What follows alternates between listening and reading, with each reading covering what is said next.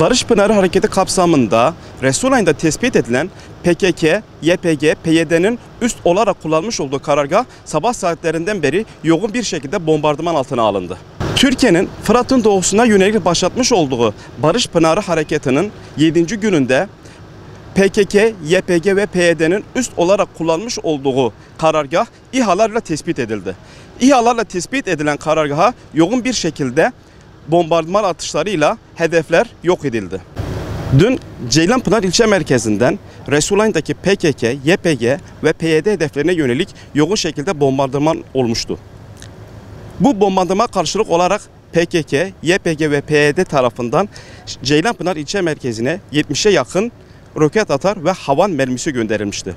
Ceylanpınar Belediye Başkanı Abdullah Aksak, İlki Haber Ajansı'na yapmış olduğu değerlendirmede bu saldırılarda özellikle belediye, kaymakamlık binası ve hastanenin hedef alındığını söylemişti.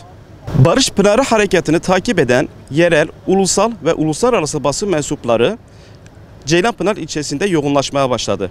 Akçakale karşısındaki Tel Abyad'da durumların normale dönmesinin ardından Ceylanpınar'da yoğunlaşan çatışmalardan dolayı basın mensupları Ceylanpınar ilçesine yoğun bir şekilde haberleri takip etmek için gelmeye başladı. Öte yandan Ceylanpınar Belediyesi sokak hayvanlarını unutmadı.